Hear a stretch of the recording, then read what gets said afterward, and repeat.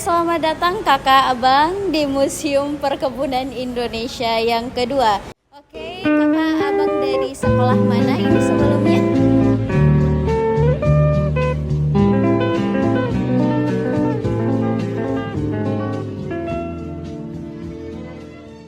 Oke, nah jadi kakak abang, gedung kita ini adalah sebuah gedung peninggalan Belanda yang dibangun di tahun 1918 sampai dengan di tahun 1919.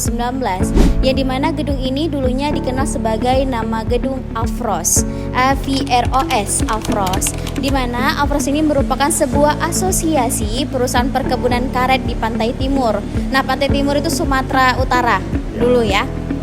Oke, nah sekarang sudah berganti nama kakak menjadi BKSPPS atau Badan Kerjasama Perusahaan Perkebunan Sumatera, yang dimana masih aktif kakak. Kantornya ini berada di lantai 2 dan 3. Mungkin tadi sudah disampaikan oleh tim tiket, nah bahwasan lantai 2, 3 ini masih aktif kantor. Jadi yang dijadikan museum itu hanya di lantai 1 dan juga di lantai 4. Oke, kakak, nah biasanya gedung kita ini diidentikan dengan namanya Eropa klasik. Ya, dengan arsiteknya bernama G.H. Mulder, asli dari orang Belanda. Nah, 100% dari gedung kita ini masih asli kakak. Nah, salah satu contohnya itu adalah pintunya. Nah, pintu masuknya ini masih asli kakak, yang sudah berusia 100 tahun usianya. Nah, ya, warnanya aja yang kita tambahin. Itu makanya masih tetap nampak asli. Dan salah satu koleksi yang bisa kita jumpai di ruangan ini itu ada kursi tunggunya. Nah, jadi ini kursi tunggu yang dimana kursinya ini nempel kakak abang ke dinding. Ya, sebagai ruang tunggu. Dimana ini fungsinya untuk menjadi ruang tunggu si para mandor yang untuk membawa berkas-berkas data para pekerja perkebunan. Oke, di belakang kita ini kakak abang, ini adalah ruangan pegawai dulunya sebelum menjadi ruangan pameran museum, yang dimana seluruh data para pekerja perkebunan akan dibawa di sini, akan didata di sini, gitu. Oke, kakak abang, kita boleh masuk ke dalam museumnya. Oke, nah sebelum perkebunan menjadi primadonanya Indonesia tuh dikenal dengan rempah-rempahnya kakak abang. Nah, ini di sini. Nih, pertama kali yang datang ke Indonesia ada vanili, ada cengki, ada kayu manis, ada pala dan juga lada. Mungkin kakak abang sudah nggak asing ya dengan rempah-rempah ini, yang dimana hampir asalnya ini berasal dari India. Banyak itu kayak lada, pala itu dari India. Oke, dan menjadi salah satu koleksi utama dari Museum Perkebunan Indonesia kedua itu adalah berkas daktiloskopi namanya. Nih, kalau kakak agak sulit ya dengan sebutan saya, ini ada tulisannya daktiloskopi. Nah, daktiloskopi ini bahasa dari Belanda yang artinya itu adalah sidik jari. Nah, jadi nanti si para pekerja yang akan datang ke Pulau Sumatera itu biasanya akan dicatat kakak, mulai dari jenis kelamin, namanya, sidik jarinya baik tangan kanan maupun tangan kiri. Nah, kakak abang, ini bukan berarti orangnya besar ya, melainkan jarinya tuh digulingkan. Nih, yang ini. Nah, digulingkan. Jadi biar kanan kirinya kelihatan sidik jarinya. Lalu di sini juga ada di belakang disebutkan data pendukung kakak. Asalnya dari mana? Kebanyakan 80% yang datang ke Sumatera itu berasal dari Pulau Jawa. Nah, sisanya itu dari pribumi gitu, dari Arab, dari negara Chinese ya, Tionghoa, dan juga ada India. Nah, tapi paling banyaknya itu orang Jawa. Kalkulator kakak, kok sekarang kenanya kalkulator. Jadi kalau zaman dulu hitung gajinya menggunakan mesin ini. Gitu. Iya. Ini angka semua bang, tapi udah pada hilang tombolnya. Ini lukisan asli yang dibuat sama orang Belanda tahun 1931. Ini menceritakan budaya yang ada di Sumatera Timur. Itu ada wanita Batak, juga ada tumbuh-tumbuhan yang tumbuh subur di Sumatera Utara. Oke, nah kalau ini adalah cerutu. Di mana cerutu ini asalnya berasal dari salah satu tumbuhan yang berasal dari Amerika Selatan, Kak, yang disebut sebagai tembakau. Nah, yang paling banyak dinikmati itu adalah daun tembakau Delhi. Harganya bisa mencapai sekitar 5 juta zaman dulu. sampai dengan 500-an, itu yang paling murah. Yang kecil itu 500.000. Zaman dulu itu ada lip surat seperti ini kakak abang, yang akan digerek ya, kayak katrol sumur yang akan ditarik, nanti akan menuju ke lantai selanjutnya, tepatnya ke lantai 2. Nah sini daun tembakaunya kakak abang, ini namanya daun tembakau Delhi. Kalau itu adalah mesin khusus untuk mengukur hujan. Jadi di zaman dulu itu dibutuhkannya kedua alat ini untuk mengukur atau mendeteksi curah hujan. Jadi semakin banyak hujan yang turun di wilayah itu, jadi nanti kita akan tahu bang jenis tanaman mana yang bisa ditahan dengan air. Oke, kalau ini adalah bunga jantan dan juga bunga betina dari pohon kelapa sawit. Dan mengawinkan ya, istilahnya mengawinkan ini juga dibutuhkan adanya tuan kadi. Nah ini juga adalah jenis bibit kelapa sawit kakak abang. Nah jadi pertama kali yang datang ke Indonesia itu ada jenis namanya Dura dan Visifera. Nah Dura ini adalah betina, Visifera ini adalah jantannya. Nah nanti akan dikawinkan kedua bibit ini, nanti nama anaknya itu adalah Tenera, hasil persilangannya. Nah, di setiap buah atau bibit kelapa sawit ini terdapat 3 lapis kakak. Ada daging buah kelapa sawit, ada cangkangnya, dan juga ada intinya, yang masing-masing ini bisa dimanfaatkan kakak. Nah, kalau ini adalah foto dari gedung kita kakak abang, si Afros, masih tertulis itu Afrosnya, tapi sekarang sudah dihilangkan karena kan sudah tidak bagian dari Afros.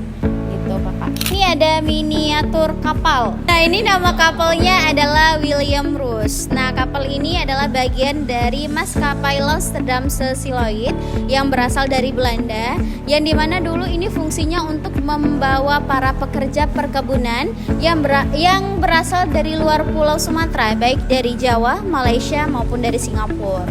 Nah sekali berangkat itu bisa mencapai 1.000 orang. Nah jadi si patung ini langsung dibawa kakak dari Belanda ya, sama dengan kapalnya ini langsung dibawa dari Belanda, yang dimana ini menggambarkan bahwasannya para pekerja dulu menggunakan pakaian seperti ini. Jadi akan membedakan si pekerja dengan si turis. Nah di sini juga ada token perkebunan ya, atau mata uang di masa perkebunan. Mungkin kalau sekarang udah Indonesia merdeka, dari Sabang sampai Merauke mata uangnya sama, yaitu rupiah. Tapi zaman dulu di masa perkebunan mata uangnya berbeda-beda kakak abang. Jadi setiap wilayah itu memiliki mata uang yang berbeda. Contohnya ini Binjai, ini kalau nggak salah saya Medan, ini Tuntungan, dan ini Tanyaraja. Ini semuanya berasal dari Sumatera Utara. Jadi setiap wilayah ataupun setiap perusahaan itu memiliki mata uang yang berbeda-beda. Dan ini hanya bisa ditukar di wilayah tersebut saja, nggak bisa menjadi alat tukar di wilayah lainnya.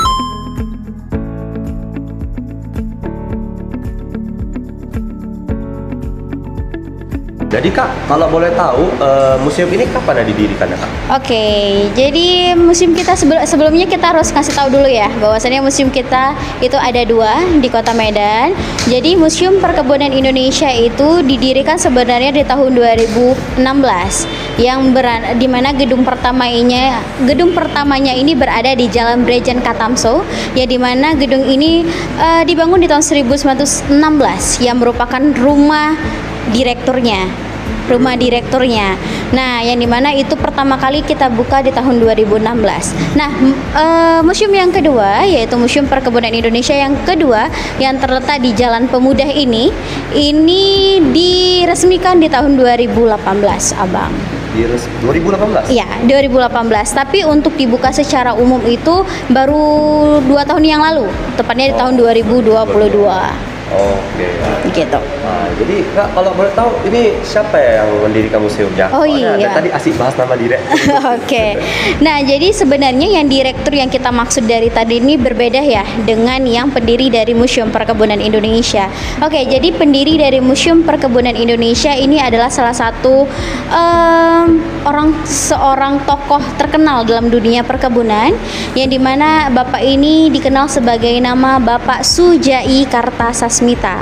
Beliau ini adalah merupakan tokoh perkebunan yang sangat terkenal, bahkan di masanya Pak Soeharto dia sempat membangun pabrik kelapa sawit menjadi minyak goreng pertama di Indonesia, tepatnya ada di Perbaungan, Adolina kalau abang tahu, yang di Perbaungan.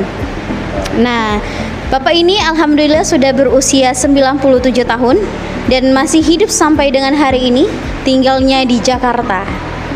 Nah, ya tahun ini 98 tahun. 98. Bapaknya masih sehat wa'alfiat. Bapaknya masih aktif dalam bahasa Inggris. Bisa ngomong bahasa Inggris, bahasa Perancis, bahasa Belanda. Nah, itu menjadi bahasa sehari-harinya dia. 4 bahasa. Jadi banyaknya koleksi dari museum kita ini tuh berasal dari Belanda. Itu karena dia berteman baik dengan orang Belanda. Gitu.